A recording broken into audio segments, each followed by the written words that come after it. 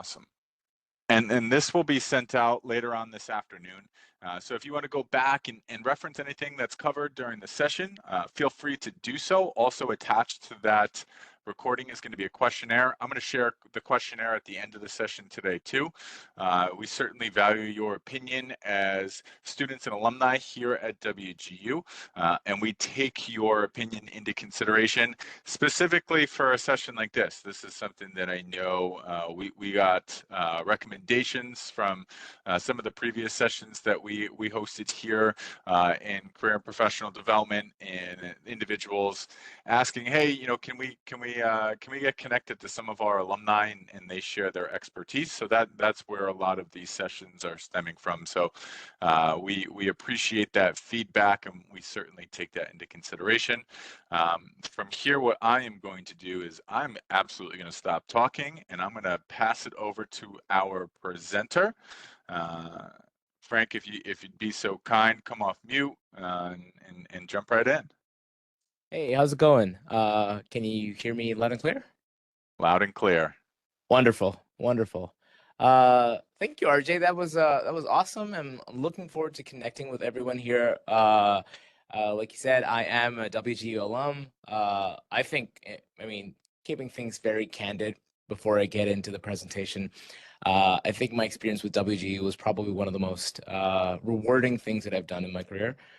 It absolutely set me up for success. And the hope today is that we can have a really good conversation about tech sales, which is kind of what I'm focusing on right now in my career. I have a little bit of a PowerPoint presentation set up to kind of kick things off. I'll go through them, and towards the end, open mic, more than happy to answer any questions that anybody may have. So let's kick things off. Alrighty. And I just made you the presenter, so you should be able to share screen. Sweet. Perfect. All right. Yeah, so we titled the session for today, Tech Sales, Less Cold Calls and More Cool Solutions, because of the nature of our education at WGU. I'm assuming a lot of us are somehow connected to tech. That's also been my career, so that's kind of what we're focusing on today. The hope is that we'd like to break some of the stereotypes that we typically associate with sales jobs, and how tech and sales can work together and give us those rewarding careers that everybody's looking into. I'll kick things off with a little bit of an intro about myself. My name is Frank Patakala. I am currently employed at Zoom as a senior technical sales architect. I like to think of myself as a technology architect. That's kind of what I've done throughout my career. I'm an evangelist for all kinds of technology, and I do a lot of speaking engagements, trying to talk about the things that I do at work. And outside of that, I'm really passionate about building communities, which is one of the things that I think is unique about WGU. We have an opportunity here to build all kinds of communities. Now, when you are in a brick and mortar program, community becomes kind of it's a thing. You see people, but when you're remote and doing your own things, it kind of becomes harder. But I'm here to tell you that it's possible. Virtual communities, some of my closest connections are all been virtual, which later on I've been able to see and connect with. So I think there's an opportunity here that we don't realize.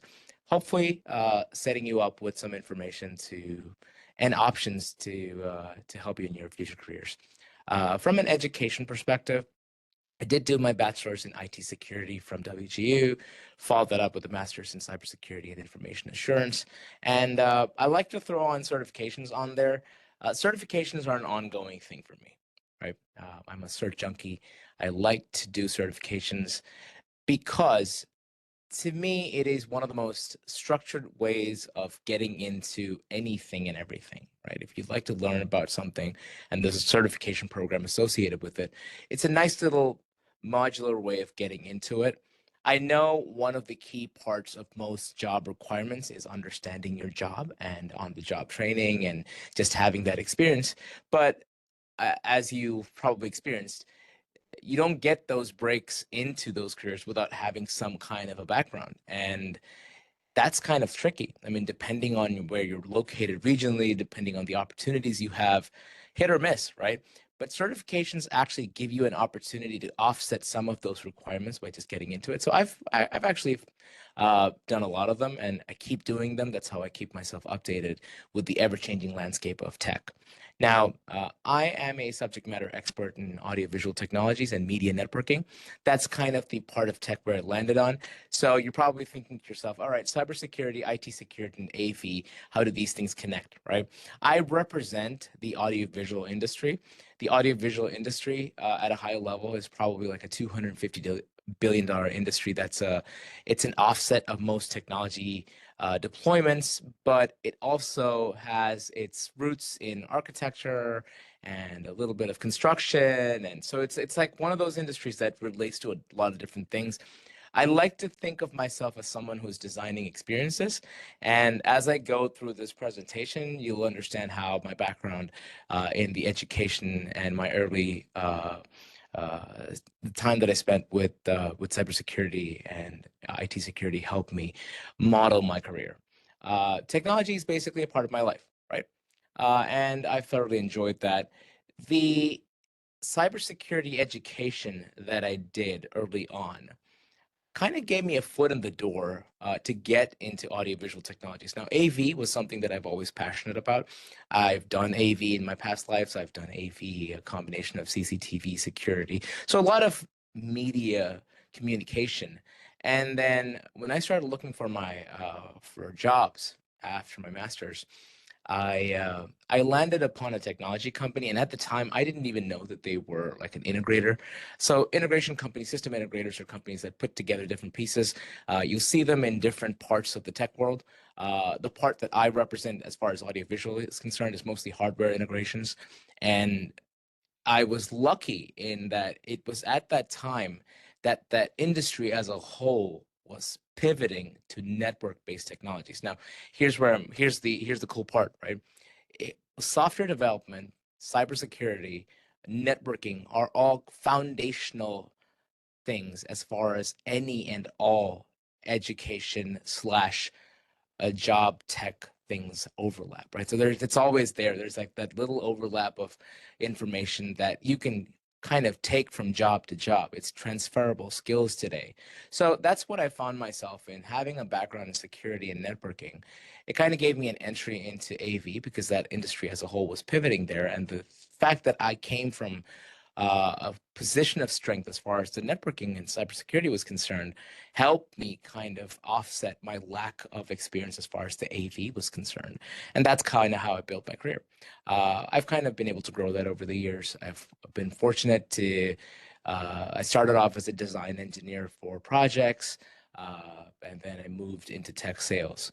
And as a tech sales engineer, and right now as a tech sales architect, I get to be in front of people. I get to share my experiences. I get to help organizations and customers design and implement their vision with the product set that I represent. So it's a lot of fun. And the hope today is that as I go through each of these slides, I hope you understand that there is a difference between the traditional perspective on what sales is and what tech sales is. So um, when you think about tech sales, the first image that comes to your mind is probably the thought of, oh my goodness, endless cold calls. I got to call people. I had to deal with pushy salespeople. I'm just selling things, right? And nobody likes that. And but boiling down to a little bit more of a reality check, nobody likes a quota, right? I mean, unless that's what you like. I mean, I'm sure salespeople love it. It's challenging. It's a challenge. They love to push themselves and do more. But if you're tech minded and you're trying to build technical solutions, your passion is definitely not in trying to meet a quota at the end of the month or the week or however your company structured it. But here's what I'm here to tell you. Tech sales is very different. What is tech sales, right? Tech sales is basically solving a lot of technical problems. You have a skill set, whether it be software, networking, IT, cybersecurity, doesn't matter, something in the tech umbrella that you have as a foundational skill. You're actually using that skill to solve technical problems for organizations. You're helping businesses And more importantly, you are actually helping to build relationships, right? You become that technical resource, that subject matter expert that comes into conversations and helps people learn and understand more about technology solutions and helps them give them, it gives them a vision into the art of the possible. So that's what tech sales actually is. Now, why is it cool, right? There is a lot of demand for tech sales roles. Right? There's opportunities all the time, even as you see the tech industry being affected by layoffs of all kinds. Even when entire departments are being laid off, salespeople are some of the most stable jobs, even at the most volatile of market conditions as far as jobs are concerned. The reason being is it's quite simple. Even if you're facing an economic downturn, you still need to sell. And tech sales becomes a critical part of that because they are an enablement process that strengthens your sales mechanism. So there's a lot of demand, and companies need experts who can explain and design solutions. Now, I did a little bit of research on here and pulled some of these sources from the internet. Just to give you a perspective of what we think as far as the future of tech sales is concerned, tech sales growth, right? Sales engineers as a position, it's estimated there's a 6% job growth over the next 9 to 10 years, and that's faster than average. Overall, tech jobs in general have been growing at twice the growth rate of other industries. Sales managers, right, who are technically savvy. There's a demand for leadership that have that kind of background. So overall, the point of the conversation is that tech sales as a career path is re- is rewarding, and it's kind of future proof, right? Now, here's the caveat there. Right? It's like is it future proof? Yes, but that also depends on who you are as an individual. So as we're going through my experiences with tech sales and what I've done over the last years and how that can relate and hopefully help you as you make your decisions. The point that I'd like to make is that you need to identify yourself in this role, right? I have an entire section on what I see, in my opinion, are the basic skills required for you to be successful in tech sales. That's we'll talk a little bit more about that, right? Now, comparison. Let's compare tech sales with other roles, right? Um, Now you have engineers. Engineers basically fix or implement tech, and again, and this is a very high level view of it. I'm not deep diving into any technical skill sets or its nuances, but I'm just going into like what is the general perception of an engineer, somebody who fixes tech. Say you're in cybersecurity as an example, right? You're protecting tech, right?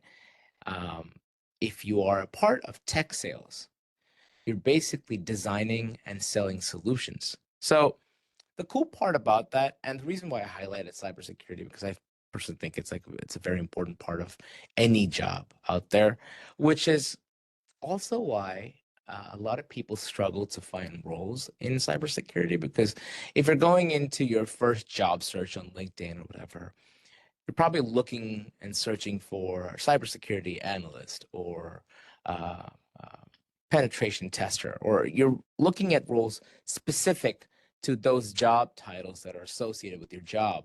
But the fact of the matter is, the skills you have that you've acquired in cybersecurity, as an example, or software development, or networking, or IT security, or whatever that is, those are those are very important skills in several other jobs, right? And so the titles may not always reflect the skill set requirements. So I just wanted to put you in that frame of mind to understand that there are skills out there that's applicable to different kinds of jobs, and that's where technical sales is one of the coolest parts of all tech jobs in general, in the fact that you are still able to hold on to your technical skills. You don't have to lose them. You're not becoming a salesperson unless that's what you want to do, and you've decided that, hey, my background in tech sales is great, but now I'd like to go into just pure sales.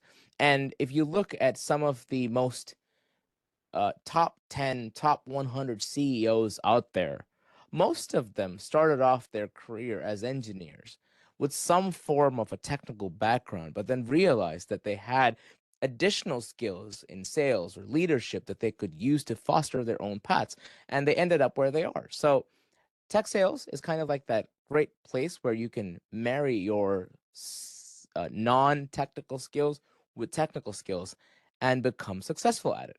Now, you're probably asking yourself right now, all right, so what are the basic skills that are required to become a tech sales a professional? How do you get into that, right? So I think the first thing that is foundational to this is curiosity, right? Again, my opinion, you can read 1,000 different books out there. I'm sure there's a lot of information on what makes a great tech sales professional. But to me, it's that passion for technology. As a child growing up, if you were always fascinated by the newest technology trends, if you loved reading about it, if you loved going beyond the headlines, also understanding how technologies work, that is truly your core skill set as far as technology sales are concerned, right? Because the thing is, technology keeps changing. The skill of learning becomes foundational to your path. Now, in my own path, the companies that I've worked for, the kind of projects that I've done, the kind of customers that I've dealt with has kept on evolving. I've changed. I've done projects for many Fortune 500 companies. I'm very proud to say some of the most prominent designs out there from an audiovisual perspective. I've been fortunate enough to be a part of so many of them, many visible projects, but I've evolved, right? So I went from large scale projects that did a lot of AV networking and IT, moving that into, I've worked for manufacturers that worked on the media side, overlapping with broadcast technologies. I've worked for component manufacturers who are building chips and technologies to enable some of these things. And today, I represent Zoom, in which I talk about UC and AV and how they overlap and help organizations design and implement their future Zoom architecture. So I've always loved technology. I've been curious about it. I've evolved in learning about technologies. The second most important skill as far as a tech sales professional is concerned, and it is really not the second in terms of its importance. It's probably just as important as your technical background, the ability to communicate. Um, I didn't always envision myself being in tech sales. So when I started off as a project slash design engineer, somebody who works behind the scenes and works and designs projects. Basically, what happens to me, a lot of hardware comes in. I design it, make sure that it's functional, make sure that the signal flow is maintained, make sure that the field teams who are implementing the projects know how to implement them, research, a lot of behind the scenes work, right? And I was fortunate that it's very rarely. So we're going to break some stereotypes here, right? So let's keep it a little casual.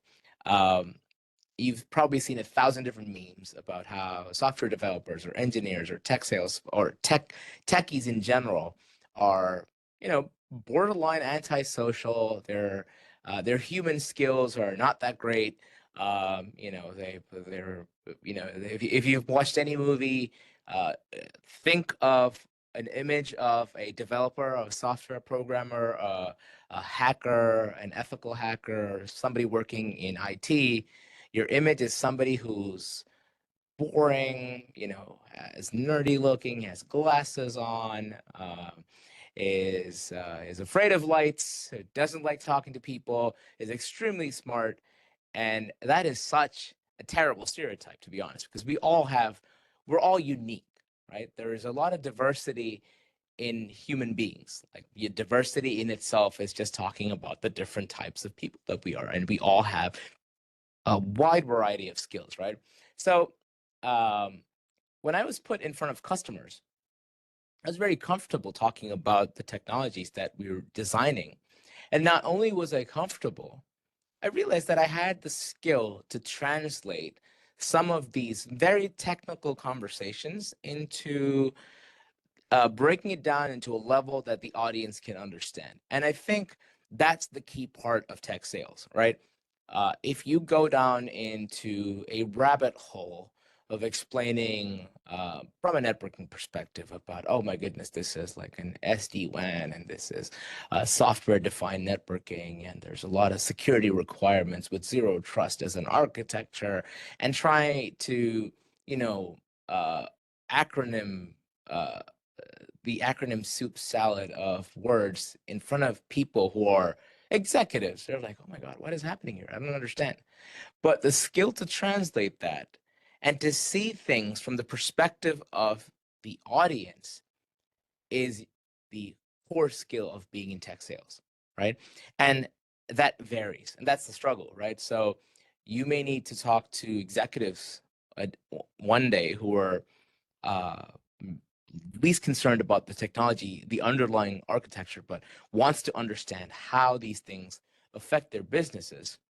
To the next day, you're talking to the engineers, and you really do have to go down the technical deep dive that they want to hear. So there's a lot of skill in being able to vary that level of conversation, and that's critical to making you a great seller. The third and most pivotal thing being in tech sales is about building relationships. So, curiosity, communications, relationships, right? Take a moment, envision yourself with those skills. Are you curious today? Do you have the ability to communicate?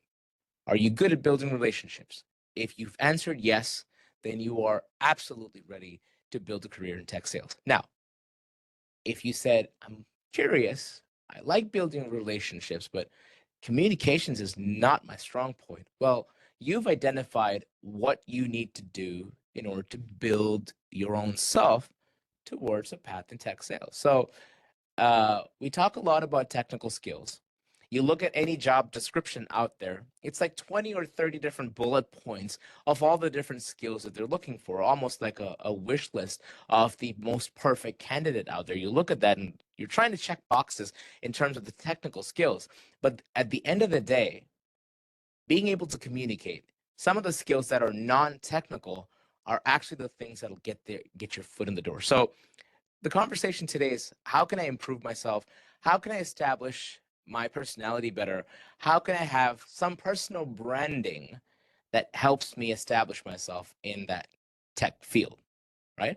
So that's kind of like the skills that make you a great tech uh, sales professional. Now, there are several cool tech sales roles out there. And I'm just throwing it out there so you understand the variety that you have in terms of job opportunities, right?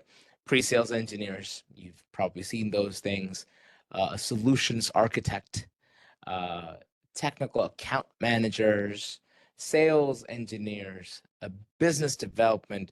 There truly is a variety of roles that fall under that tech sales umbrella, right? Where the foundational skill is tech combined with efficient, effective communication, right? So if this is the path you want to go down, make sure that you're looking for these job opportunities, right? How do you start? How do you get yourself into tech sales, right?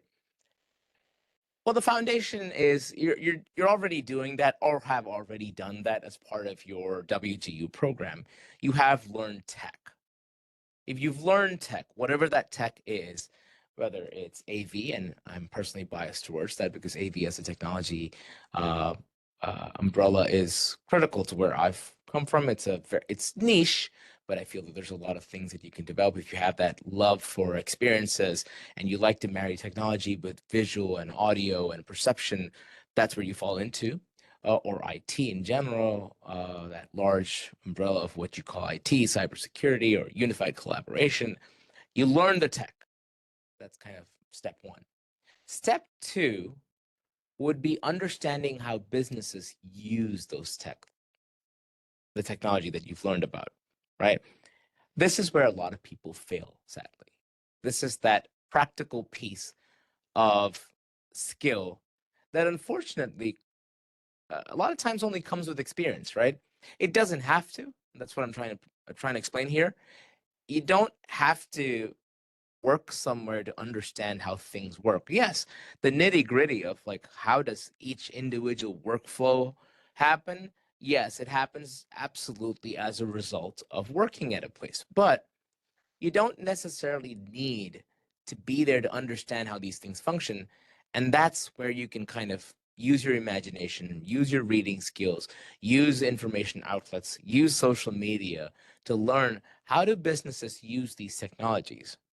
And then this is something you can absolutely practice even if you are not in a position to do it today is say you're working on something whatever technology related. I mean, it's like you say you're doing an analysis into the security flaws of an organization, or you're doing development for a platform. You're developing software. Doesn't matter. Take a look at the things that you're doing today in tech, or you're learning in tech, and ask yourself, could I explain that to a 5-year-old? Could I explain that to my grandma who still needs help with the right buttons on a remote control? How would I explain this to somebody absolutely non-technical? Right? It's a nice little test of understanding, do you have the skill today? And if you're struggling, then you need to put some work into it. If this is the path you'd like to go down, being able to explain technical things to non-technical people is kind of like the foundation of your path into tech sales. Now, the next step of that is like kind of like structuring your learning, right? Obviously, college education is great, gives you structured learning. WGU as a college program is fantastic in that not only does WGU give you your bachelor's or master's, which unfortunately for a lot of tech jobs is still that entry level, right? As you're applying for jobs, uh, a 4-year degree is still a part of the job requirements. That's not going to change anytime soon, no matter how much people say that you don't need a college education to become a tech professional, which is true to a certain extent. The fact that it is still a requirement is it's going to stay. And the reason is college education represents, and I'm a huge fan of it. I will always be pro college education. Again, there are several factors that living in a country like the United States, where it makes college education inaccessible for a lot of people. There are several challenges out there. Completely understand, and I'm cognizant of all of that. But I will still say that there is value in having a bachelor's degree or a master's degree. And something like WGU does really help lower the barrier to entry to get a college education. And WGU's approach to most technology education, and again, I'm like you'd think that I'm a paid brand ambassador as I say this, but I'm only sharing my own personal experiences here.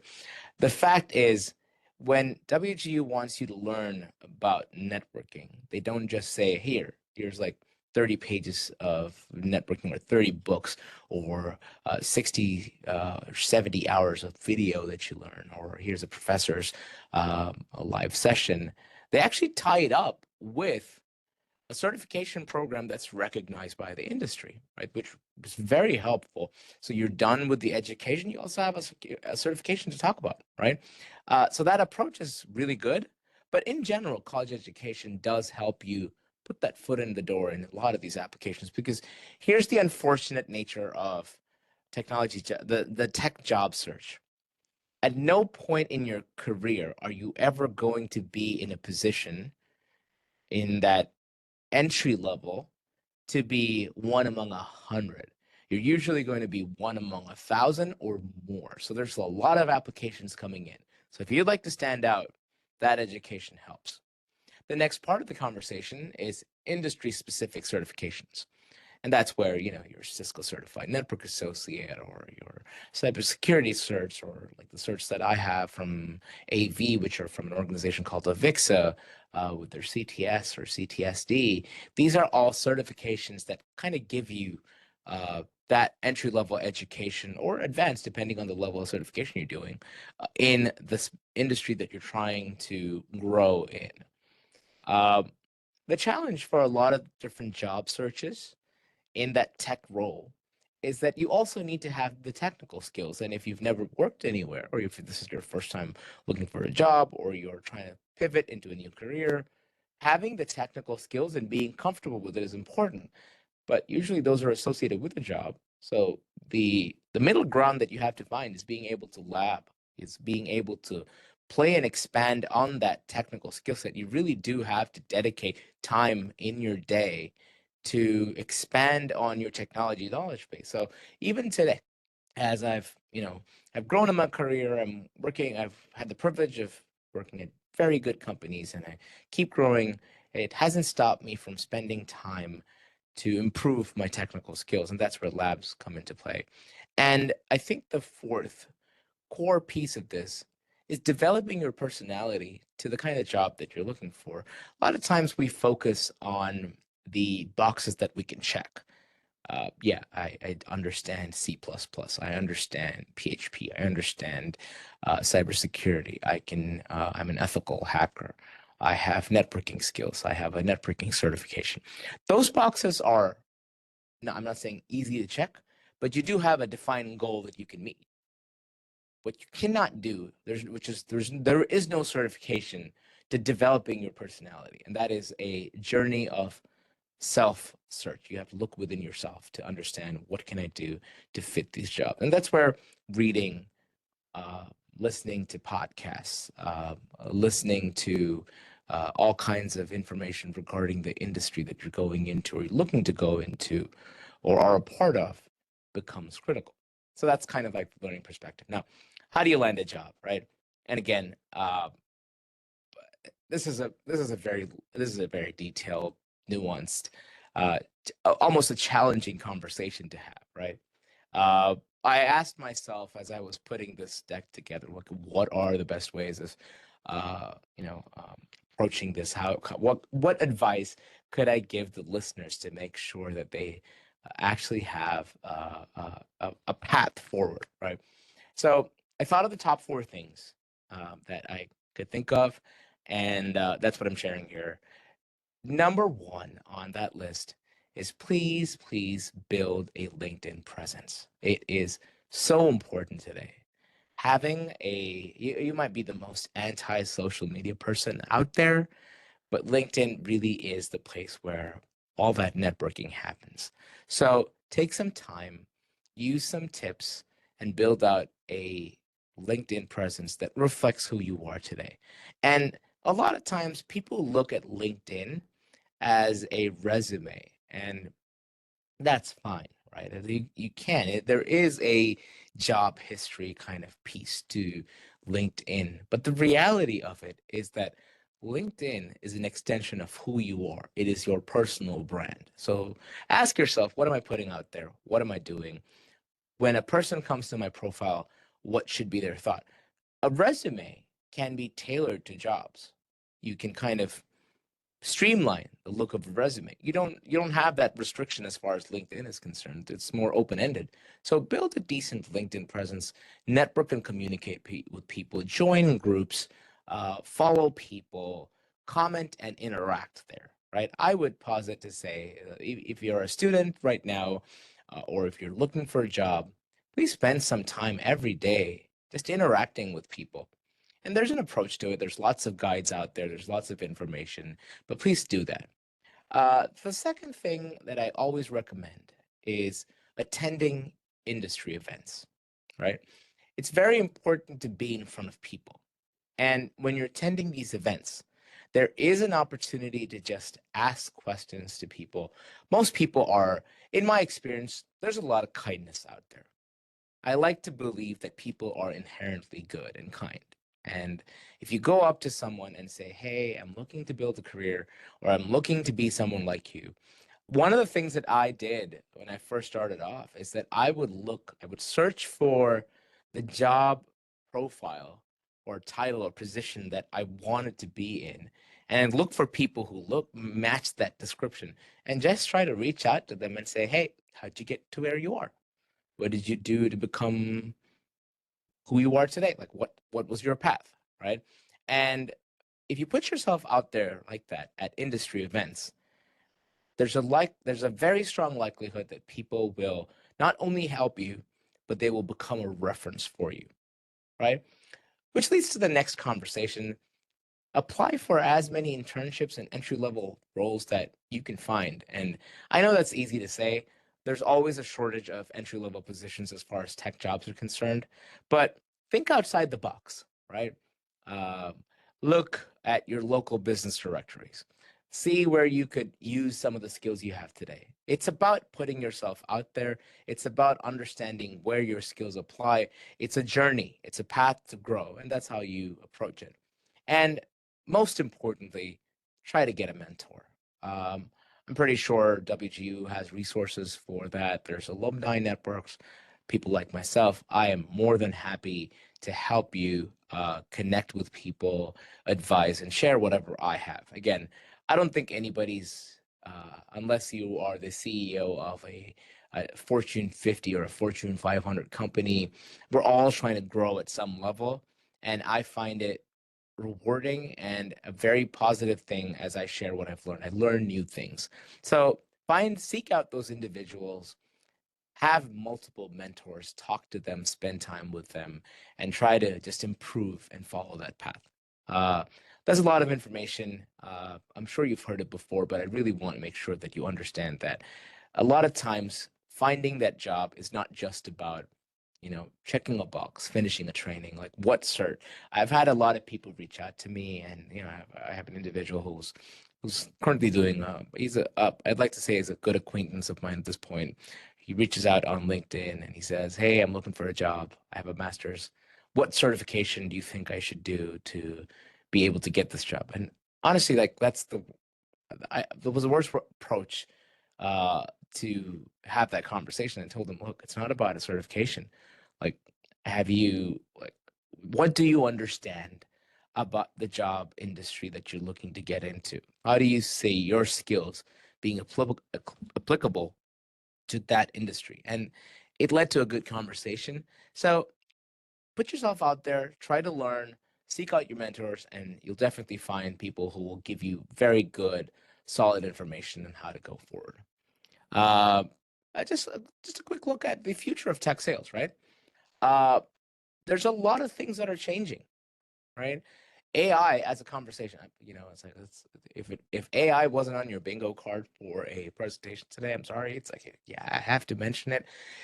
It really is revolutionizing tech sales in general. And I know there's a lot of fear mongering out there in terms of what AI can do and the power of AI, and there's not going to be tech sales. There is always a decision maker involved.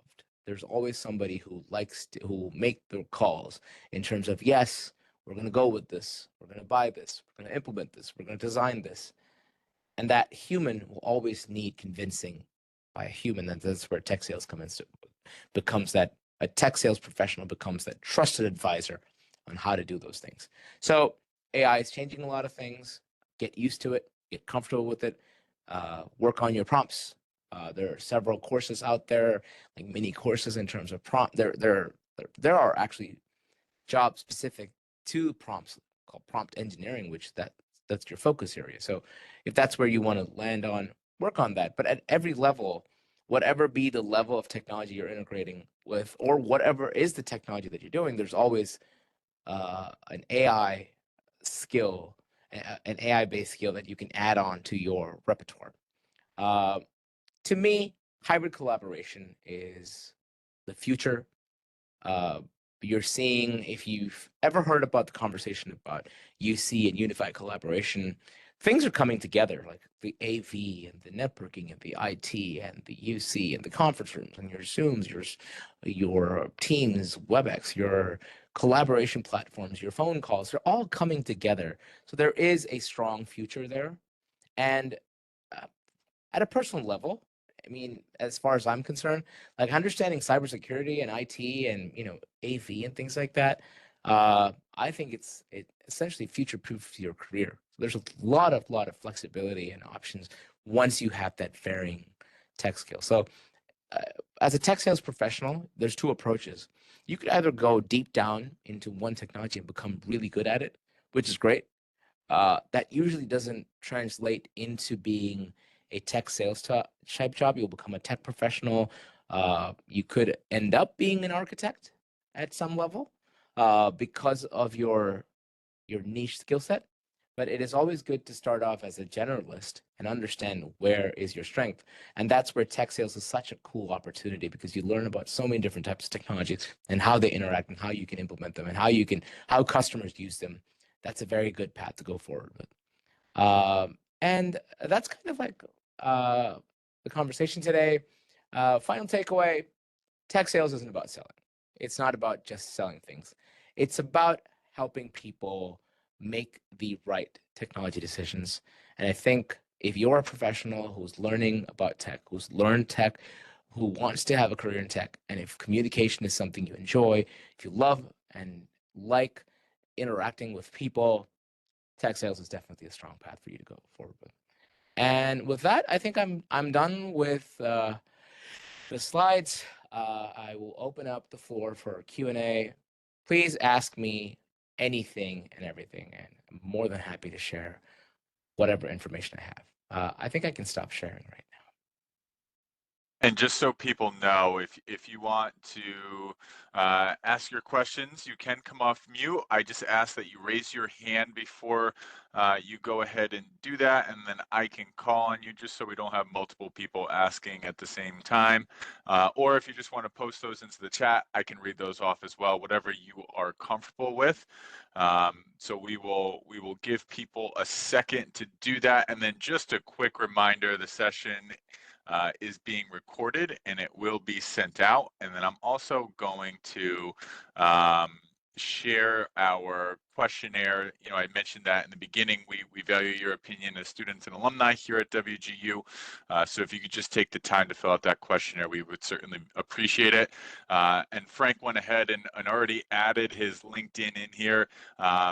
Great opportunity. I know he touched on it already, but utilize this as an opportunity to connect with some of your peers. So if people want to share their LinkedIn, certainly do that. You can connect with each other. But what we'll do is we will open it up for questions. Anybody have any questions?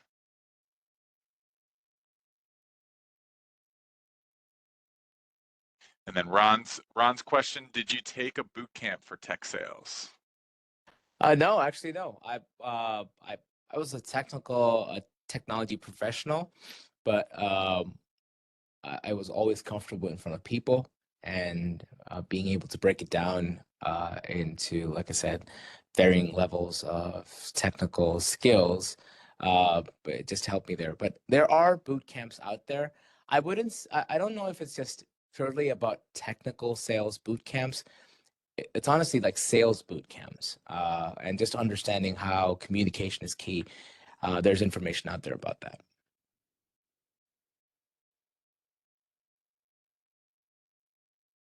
And I had a question for you, Frank. As far as your LinkedIn presence, do you have a set thing where I'm going to post so many times per week? Do you reach out to people on the regular? Like, how do you utilize LinkedIn to kind of build your professional network? This is such an awesome question. Thank you, RJ, for asking that. Uh, LinkedIn and social media is really what changed my career, right? And it all started with that life-changing moment that happened to all of us a couple years ago, the pandemic, right? I realized that I didn't know enough people. It all started with honestly just understanding where's my career, how much am I being paid, what's other people being paid. It's just that search, and realize that all right, okay, I got to go on social media. I started up my LinkedIn profile, started connecting people in the industry, and in the beginning, it was just reactionary. Like if there was a conversation about something that I knew, I was very free and open in sharing that information. That led to people inviting me on to panel discussions and webinars and podcasts, which then led to me coming back and sharing that I had done that. So uh, even today, I wouldn't say I have like a guideline or like a thing that I say, but I think I should have that. Uh, what I'd like to say is that my LinkedIn is a reflection of who I am. So if you read my posts on there and if you look at things that I share there, and if you ever meet me in person or in a session like this, I hope that there is not a gap in terms of the perception there. Social media for me is an extension of who I am. So that's what I think. So when I want to share something, I do share it, but there are times when I can't. In terms of engagement, and I'll give you that social media take. If you really want to have engagement on social media, it's important to be consistent about posting, and then that gives you a little bit of a motivation. So once a week is a nice way to start. But if you're just starting off in your career and you're really trying to establish yourself, it's more important to just interact with other people and just share what you know or ask questions about, hey, how do you do that? Like things that you're doing today. Do not be afraid of putting yourself out there. And don't be afraid of thinking, oh, if I ask that, are people going to perceive that I'm dumb or I don't know what I'm talking about? Everybody's learning out there. Don't worry about it. You know, if you come across somebody who's judging you because of the question you asked, that is probably somebody you don't need to interact with. And that's not the person that's going to help you. You will find more people who are open to helping people asking the questions than those who will judge you for it. So that's kind of let that be your, you know, your baseline. Awesome. Next question that came in, do you have any tips on how to maintain your network and make connections? Yeah, absolutely. Like I said, in-person events definitely help with that. It's a very nice way of just connecting and meeting people. But being a part of organizations is probably the next best way of doing it. So during my conversation, I mentioned an organization called Avixa. Avixa.org is their site. I'll throw the links in the chat. They're like an industry body that has they offer education and networking opportunities and programs that are basically helping people come into the industry. So joining an industry body is a nice way of doing that. They're usually most industry bodies have discounted rates for students or for job seekers. Most of them are free, but leverage those forums, those avenues to just connect with people. And you'll also find people who you can align with, right? And this is where you have to look into your own diversities, right? Within your own communities, there are avenues that you can leverage. That's how you build your connections. Try to be as part of as many organizations as you can, and that kind of helps foster and grow the network you have. Next one that came in, can you please explain how entry level isn't exactly entry level, that there are certain skills and experience requirements? Yeah, see, the challenge is like going by the definition of an entry level, you're looking at anyone who's new and who has a foundational of understanding of a job title. But the sad reality is, and this is not something that's going to change in my opinion, is that there'll always be more people looking for that entry level position that a company can hire. So the question is, how do you set yourself apart? A good example, you're a software developer who's looking for your first job and it's an entry level position. In an entry level position, you're hoping that they look at your education or your background and you get that, you know, the nod, the opportunity to present or communicate with people. The thing is, you're also up against people who are similarly applying for that entry level position, but have more experiences there. So, how do you set yourself apart? Certifications, very good way of saying, hey, I might not have done a ton of work in this industry, but I do have a certification that is respected and recognized by an organization. The next thing is internships or projects. This is where, like, if you are on the software side, maintaining a GitHub repository, you know, having experiences in doing your own work in terms of different things that you envision could be fruitful are all little feathers in that cap as you're trying to present yourself and stand out. And that's what I mean by entry level. Unfortunately, is not always entry level, right? You hear the joke where they're looking for an employee, somebody's new, which has at least 20 years old, but hopefully they have 30 years of experience. I know it's a running joke, but that's the job market for you. And so there, a company is always trying to hire the best person they can find. Uh, Very few companies look at people and be like, "Oh, you're so overqualified," right? So building on that base is basically what I'm trying to say there. And next question that came in, what are some of the tech sales conferences, meetups, clubs that you would recommend? Like I said, industry bodies are a good resource for that. So uh, the organization that I talked about, there's another one called HETMA, which is basically like a higher education technical managers association. These are some of the ones that I personally recommend. But there's a lot of industry bodies out there. That's the best way to approach it, and look for things that are local. Uh, if you search just random local meetups uh, in technology on Google and narrow it down to your zip code and your radius, you will find things. There's always something happening around the place, and most of the time, the way to get into it or the cost of it is minimal. And as a student or as somebody who's looking for a job, those are good ways of getting it.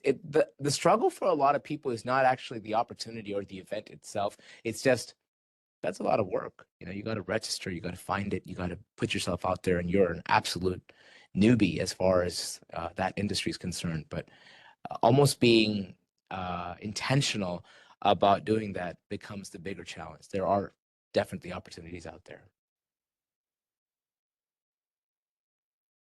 Next one, for your design engineer role out of college, how do you believe you were able to separate yourself from the rest of your peers to get the position? I'm assuming this was before you started to really leverage your LinkedIn and social network. 100% serendipitous. I was fortunate that I was looking into a job in an industry that was pivoting towards the technologies that I was good at, and they didn't have enough resources. So there's a lot of good fortune there. I can share my first interview experience. It lasted all of 2 minutes. I met the director of tech ops. I came in, so I had a certification, like I had my list of certifications and education, and I did have some work experience in AV. So I did explain that yes, I've done this and had a few projects that I talked about. But other than that, it was mostly the certifications, and they came in and he said, "Well, that's that could really be useful for us," and that honestly is how I got into it. Uh, and that was the differentiator that I had. In fact, at the end of the interview, they actually gave me an option. Said, because of your skills, you could either be a good project manager or you could go into being a design engineer. What would you like to do? And I said, design engineer. So my first couple months there was more so understanding how AV projects were deployed. And because of my networking skill set, I was able to apply that to a lot of the new projects that were happening. Awesome.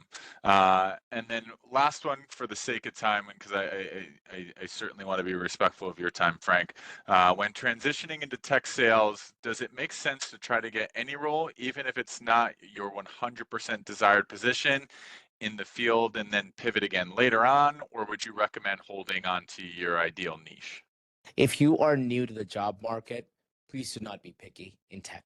Uh, your skills do not just suddenly become invalid, right?